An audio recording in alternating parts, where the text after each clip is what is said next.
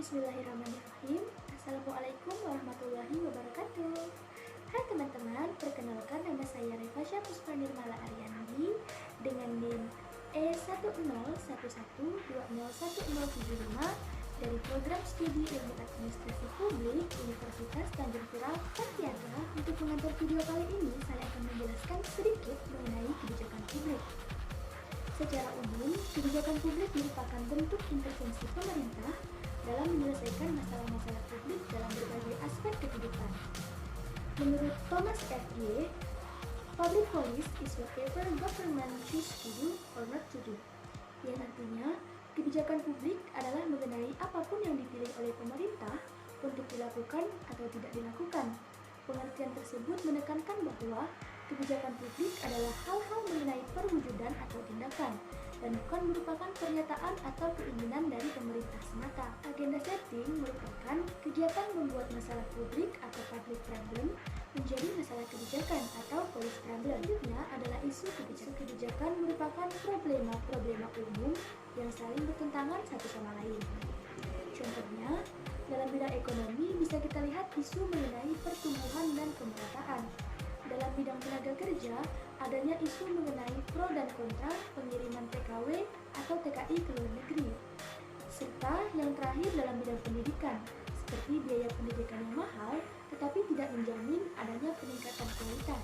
Selanjutnya, di dalam agenda setting dibagi lagi menjadi 3, yakni agenda kebijakan, agenda sistemik, dan agenda pemerintah. Agenda kebijakan didefinisikan sebagai tuntutan-tuntutan untuk para pembuat kebijakan dalam memilih atau merasa terdorong untuk melakukan tindakan tertentu.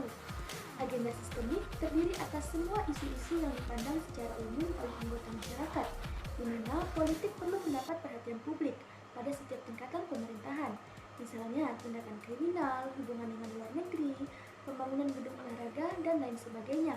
Sedangkan agenda pemerintah merupakan agenda tindakan yang mempunyai sifat lebih khusus, misalnya dalam penanganan kriminalitas, perlu tindakan penambahan personil polisi. Dalam hal ini, saya akan memaparkan beberapa masalah dan keterkaitannya terhadap agenda setting atau penyusunan agenda, yang dimana masing-masing masalah tersebut masuk ke dalam agenda kebijakan, agenda sistemik, maupun sudah ada di dalam ranah agenda pemerintah. Masalah pertama kali ini datang dari dunia hiburan tanah air. Nah, seperti yang kita ketahui bersama, yakni kasus KDRT yang dialami oleh pedangdut Lesti Kejora yang dilakukan oleh suaminya, yakni pemain sinetron Rizky Bilar. Berikut saya berikan sedikit pemaparan dari kasus tersebut.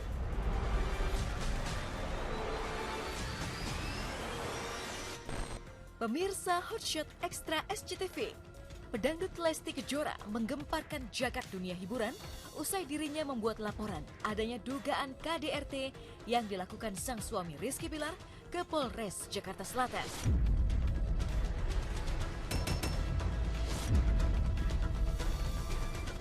Tak pelak, kedatangan Lesti ke kantor polisi pada Rabu 28 September 2022 malam itu pun membuat syok publik. Bagaimana tidak, Lesti dan Bilar yang tampaknya selalu mesra dan harmonis di depan kamera itu tiba-tiba diterpa isu KDRT.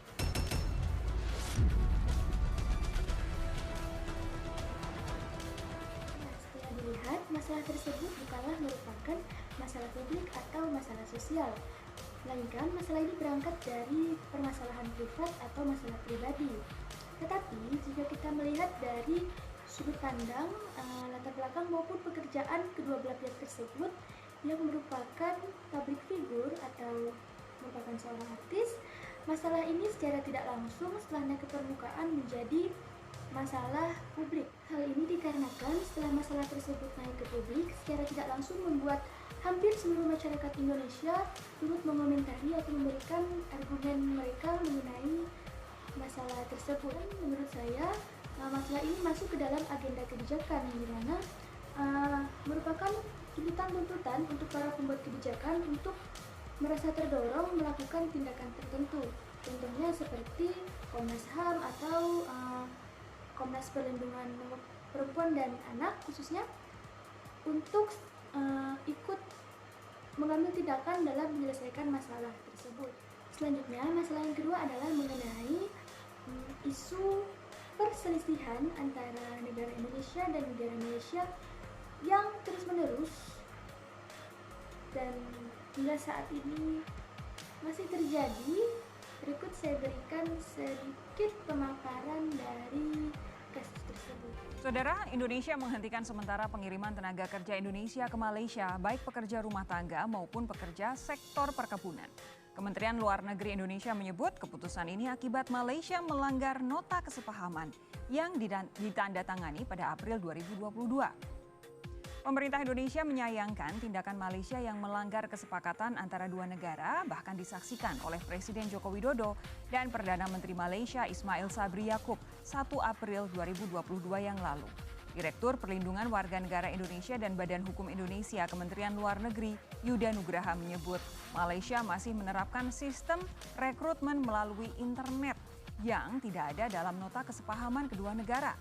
Yuda menambahkan, perekrutan secara online ini membuat pekerja migran Indonesia rentan dieksploitasi. Berangkat dari permasalahan yang sudah dipaparkan tadi, menurut saya masalah ini termasuk ke dalam agenda sistemik, di mana isu mengenai perselisihan atau perdebatan antara negara Indonesia dan negara Malaysia menjadi pandangan secara umum oleh anggota masyarakat, di mana hal tersebut perlu mendapat perhatian dari pemerintah khususnya. Permasalahan terakhir yang saya angkat dalam video kali ini, di mana masalah ini masih hangat kita saksikan dan kita dengar di telinga, apalagi kalau bukan masalah dari Verdi Sambo dan kasusnya terhadap pembunuhan Brigadir J. Berikut saya berikan sedikit pemaparan mengenai permasalahan tersebut. Pengungkapan kasus tewasnya Brigadir Nofriansah Yosua Huta Barat alias Brigadir J berjalan begitu panjang. Setelah 1 bulan lebih, kini telah ditetapkan 4 orang tersangka, termasuk Irjen Polisi Verdi Sambo yang diduga mengotaki pembunuhan ini. Jika ditelisik ke belakang, kasus diawali dengan kabar adanya baku tembak antara sesama anggota polisi di Rumah Dinas Perwira Tinggi Polri di Duren 3, Jakarta Selatan. Peristiwa ini melibatkan Brigadir J dan Baradae. Keduanya adalah ajudan Irjen Polisi Verdi Sambo.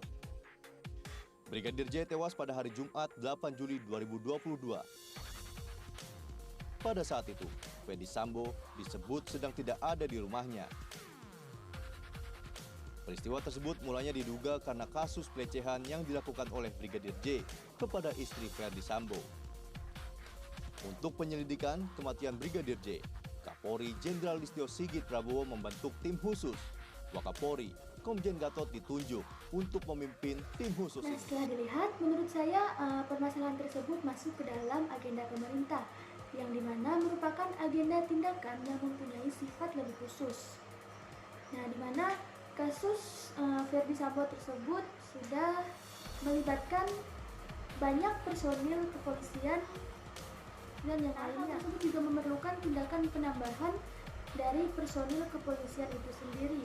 Dan permasalahan ini menurut saya dapat diselesaikan dengan melakukan reformasi atau perubahan besar-besaran terhadap struktur keanggotaan Kepolisian Republik Indonesia. Teman-teman, permasalahan mengenai kasus Verdi Sambo tadi menjadi penutup dalam video saya kali ini. Mohon maaf apabila di dalam saya memaparkan dan menjelaskan materi terdapat kesalahan yang dilakukan secara sengaja maupun tidak disengaja. Jika ada kesalahan, itu datangnya dari saya pribadi, dan jika ada hal-hal yang baik, maka itu hanyalah milik Allah semata. Terima kasih kepada yang terhormat Ibu Dewi Nurhandayani dan teman-teman sekalian yang sudah menyaksikan video saya kali ini. Semoga video saya ini dapat bermanfaat. Billahi taufiq wal hidayah. Wassalamualaikum warahmatullahi wabarakatuh. See you.